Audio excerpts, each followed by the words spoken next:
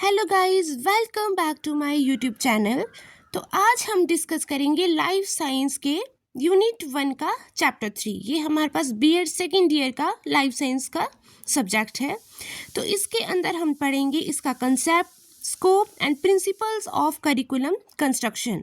और इसके अंदर ही आता है हमारे पास अप्रोचेज ऑफ करिकुलम कंस्ट्रक्शन। ये जो अप्रोचेज हैं वो 3 अप्रोचेज हैं हमारे सिलेबस में। एक है कंसेंट्रिक, एक है टॉपिकल और एक है यूनिट अप्रोच। तो ये जो अप्रोचेज हैं इसको हम नेक्स्ट वीडियो में पढ़ेंगे। तो आज हम पढ़ेंगे इसका कंसेप्ट, स्कोप एंड प्रिंसिपल्स। तो कंसेप्ट में सबसे पहले आता है कि जो करिकुलम है वो डिराइव किया गया है हमारे पास लैटिन वर्ड से कर से।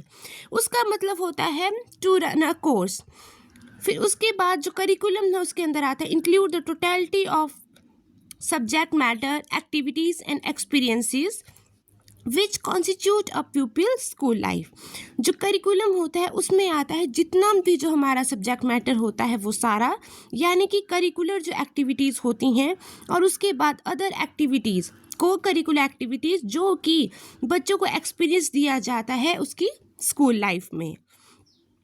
तो जो साइंस करिकुलम है वो है totality of experiences of a child and the experiences of each child are different from other, so the curriculum will be different from each student in the school. तो जो साइंस करिकुलम है वो मैंने आपको बताया कि क्या है, totality of experience of a child, यानी कि जितने भी एक्सपीरियंस हैं वो बच्चों को दिए जाते हैं। और जो हर एक बच्चे का जो एक्सपीरियंस होता है वो दूसरे चाइल्ड से क्या होता है, डिफरेंट, क्योंकि हर एक बच्चे की साइकोलॉजी दूसरे साइकोलॉजी से क्या होती है, डिफरेंट होती है। तो it is therefore very essential to frame a suitable science curriculum which should be in conformity with the aims and objects of teaching science and of education in a democracy।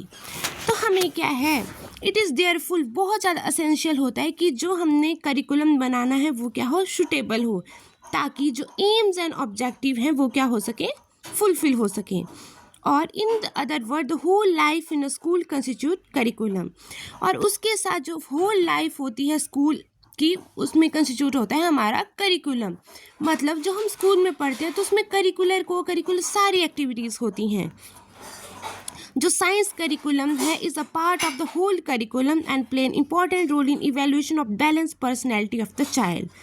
जो science का curriculum है वो बहुत important होता है क्योंकि वो क्या करता है, हमारी जो पर्सनैलिटी है उसकी डेवलपमेंट करता है। ठीक है, अब है हमारे पास डेफिनेशन ऑफ करिकुलम। तो 2 साइंटिस्ट थे, उन्होंने करिकुलम को डिफाइन किया है। फर्स्ट है मुनराय।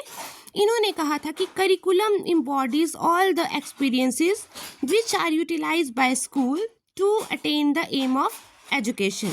यानी कि करिकुलम में वो जितनी भी एक्टिविटीज़ हैं वो सारी इंक्लूड्स हैं जो क्या करती हैं, हमारे जो एजुकेशन है उसके जो एम्स एंड ऑब्जेक्टिव हैं उनको अचीव करने में हमारी सहायता करती हैं। और दूसरे साइंटिस्ट थे कनिंघम। उन्होंने कहा इट लगाया है हमने करिकुलम के लिए, is the tool in the hand of artist. Artist कौन है, टीचर।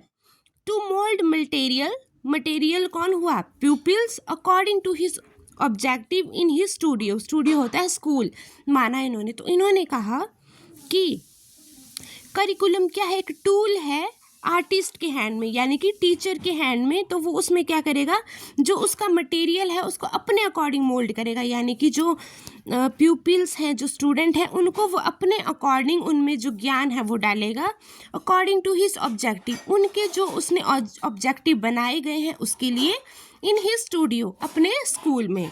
तो ये कनिंघम ने कहा। वैसे ये वाली जो डेफिनेशन वो ज़्यादा ईजी है ऊपर वाली से। अब उसके बाद आते हैं हमारे पास प्रिंसिपल्स ऑफ करिकुलम कंस्ट्रक्शन। तो इसमें सबसे पहले है, जैसे कि अगर आपने कुछ भी ऐसे प्रिंसिपल वगैरह लिखने हैं तो आप इस तरह से जो चार्ट है इस तरह से आप बना सकते हैं। इससे क्या होता है, जो आपके मार्क्स होते हैं वो ज़्यादा आने की संभावना होती है और उसके साथ साथ आपका पेज है वो भी भर जाता है जल्दी से। तो हमारे पास जो फर्स्ट प्रिंसिपल है वो है प्रिंसिपल ऑफ चाइल्ड सेंटरनेस। जो प्रिंसिपल ऑफ चाइल्ड सेंटरनेस में क्या है कि जो भी हमने करिकुलम कंस्ट्रक्ट करना है वो किसके अकॉर्डिंग होना चाहिए, चाइल्ड के अकॉर्डिंग होना चाहिए, बच्चों की साइकोलॉजी के अकॉर्डिंग होना चाहिए। मान लीजिए कोई 7th क्लास का बच्चा है तो उसकी साइकोलॉजी भी उसकी एज के अकॉर्डिंग होगी। तो हमने जो 7th क्लास का जो सिलेबस है वो उसकी एज के अकॉर्डिंग ही हमने कंस्ट्रक्ट करना है। उसके बाद आता है हमारे पास प्रिंसिपल ऑफ कम्युनिटी सेंटर। हमने करिकुलम इस तरह से डेवलप करना है कि जो हमारी कम्युनिटी है उसको भी हेल्पफुल हो, आने वाला जो समय है उसके लिए भी वो हेल्पफुल होना चाहिए। फिर आता है हमारे पास प्रिंसिपल ऑफ इंटीग्रेशन। तो इंटीग्रेशन क्या होता है? इंटीग्रेट करके रखना, यानी कि जोड़ कर रखना। तो प्रिंसिपल ऑफ इंटीग्रेशन में क्या है कि हमने करिकुलम इस तरह से हमने बनाना है कि बच्चे का जो पिछला नॉलेज है उसके साथ हमने कुछ नया जोड़ना है। नेक्स्ट है हमारे पास the principle of conservation. Conservation का क्या मतलब है? कंजर्व करके रखना है। तो हमने करिकुलम इस तरह से हमने फ्रेम करना है कि जो हमारा कल्चर्स है या भी कुछ हमारे रीति रिवाज है उनको क्या करे, वो कंजर्व करे और ट्रांसफ़र हो सके वो एक जनरेशन से दूसरी जनरेशन तक है। क्योंकि अगर जो भी हमारा आजकल का कल्चर है हम उसको अडॉप्ट करें, अगर हम उसको आगे ट्रांसफ़र नहीं करेंगे तो वो तो वहीं पे ख़त्म हो जाएगा। तो इसलिए अगर हम वो वाला है उसको अपने जो बुक्स वगैरह या फिर करिकुलम में डालेंगे तो क्या होगा, वो भी कंजर्व करके रहेगा। फिर उसके बाद आता है कि principle of creativity. Principle of creativity है कि हमने क्रिएटिव बनाना है, करिकुलम हमने इस तरह से कंस्ट्रक्ट करना है कि वो क्रिएटिव हो। क्रिएटिव होगा तो बच्चों में क्रिएटिव एटीट्यूड भी फील होगा। फिर आता है हमारे पास प्रिंसिपल ऑफ एक्टिविटी सेंटर। ये तो आजकल का मोस्ट डिमांडिंग टॉपिक है कि जो हमारा करिकुलम होना चाहिए वो कैसा होना चाहिए, एक्टिविटी सेंटर। जो भी हम थ्योरेटिकल पढ़ते हैं वो सारा एक्टिविटी के बेस से बच्चों को पढ़ाना चाहिए। फिर आता है प्रिंसिपल ऑफ साइंटिफिक थिंकिंग। अब देखो साइंस का करिकुलम है, लाइफ साइंस का करिकुलम है, तो साइंटिफिक थिंकिंग तो होनी चाहिए। तो हमने करिकुलम इस तरह से फ्रेम करना है कि बच्चों में जो साइंटिफिक एटीट्यूड है वो आए। अब है फॉरवर्ड लुकिंग प्रिंसिपल, यानी कि जो करिकुलम हमने इस तरह से कंस्ट्रक्ट करना है कि वो बच्चों की वह जो बिहेवियर है फॉरवर्ड लुकिंग की तरफ हो। नेक्स्ट है principle of elasticity and variety. इसमें है जो करिकुलम हमने इस तरह से कंस्ट्रक्ट करना है जिसमें क्या हो, इलास्टिसिटी हो, फ्लेक्सिबिलिटी हो एंड वैरायटी हो, कि जो करिकुलम है उसको हम बच्चों के अकॉर्डिंग क्या कर सके, चेंज कर सकें। वो रिजिड नहीं होना चाहिए, जब हमें ज़रूरत पड़े तभी हम क्या कर सकें, उसको चेंज कर सकते हैं। तो ये है हमारे पास प्रिंसिपल ऑफ करिकुलम कंस्ट्रक्शन। ये इसमें कुछ इलेबोरेशन भी दी गई है, अगर आप उसको पढ़ना चाहें तो इसको भी पढ़ सकते हैं। अब इसके बाद है हमारे पास स्टेप्स ऑफ करिकुलम कंस्ट्रक्शन, कि हमने जो करिकुलम कंस्ट्रक्शन है उसको किस तरह से करना है। इसमें स्टेप्स हैं कुछ, तो इसमें क्वेश्चन आ सकता है कि curriculum development determine the type of information that is taught in a school as well how it will be taught and who will teach it. तो जो करिकुलम की डेवलपमेंट है वो 4 बेसिक स्टेजेस में क्या होती है, कंप्लीट होती है। सबसे पहले क्या करते हैं, प्लानिंग करते हैं। सेकंड, उसके बाद हम कंटेंट की डेवलपमेंट करते हैं। फिर उसके बाद जो हमने कंटेंट को डेवलप किया उसको हम इम्प्लीमेंट करते हैं। एंड एट लास्ट जो हमने करिकुलम बनाया है उसको क्या करेंगे, हम इवैल्यूएशन करेंगे। तो ये भी 4 बेसिक स्टेजेस होती हैं इसकी करिकुलम डेवलपमेंट की। तो आप इसको इस तरह से साइक्लिक वे में रिप्रेजेंट कर सकते हैं। तो सबसे पहले आता है हमारे पास प्लानिंग। प्लानिंग में क्या होता है कि जो भी हमने करिकुलम को कंस्ट्रक्ट करना है उसकी हमने क्या करनी है, प्लानिंग करनी है। फिर उसमें भी जो ऑब्जेक्टिव होते हैं, कॉग्निटिव ऑब्जेक्टिव होते हैं, एनालिटिकल होते हैं, साइकोमोटर होते हैं, ये सारे जो ऑब्जेक्टिव्स होते हैं ये हमने फ्रेम करने हैं कि, और उसमें हमने ये भी देखना है कि ऑब्जेक्टिव हमारे ये भी होते हैं कि हमने एक्टिविटीज़ कब करनी है, कब हमने बच्चों को पढ़ाना है, वो सारी हमने प्लानिंग करनी है इसमें, इस वाली स्टेज में। फिर सेकंड आता है हमारे पास कंटेंट। सेकंड स्टेज में हमने क्या करना है, जो हमने ऑब्जेक्टिव बनाए उससे रिलेटेड जो कंटेंट है वो हमने फ्रेम करना है।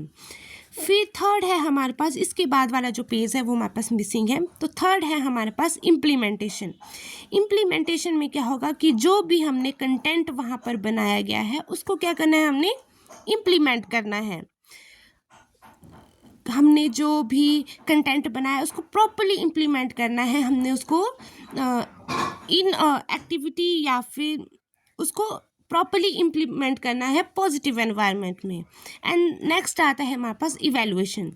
इवैल्यूएशन में क्या होता है कि जो भी हमने प्लानिंग करी है, जो भी ऑब्जेक्टिव हमने फ्रेम किए हैं, कंटेंट है एंड जो इम्प्लीमेंट किया है वो पूरी तरह से सही है या नहीं, जो कंटेंट हमने क्रिएट किया है वो ऑब्जेक्टिव के अकॉर्डिंग है या नहीं, ये सब क्या की जाती है, इसकी इवैल्यूएशन की जाती है।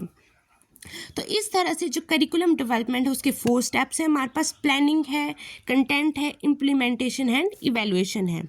तो थैंक यू। इसके बाद है हमारे पास जो टॉपिक है वो है, ये हिंदी मीडियम वाले भी, किसी को कोई अगर करना है तो आप यहाँ से कर सकते हैं। अब है हमारे पास अप्रोचेज ऑफ करिकुलम कंस्ट्रक्शन। ये भी 3 तरह की अप्रोचेज मैंने आपको बताई थी। कंसेंट्रिक होती है, टॉपिकल होती है और यूनिट होती है। इसको हम नेक्स्ट पार्ट में डिस्कस करेंगे। Thank you. Please like, share and subscribe to my YouTube channel.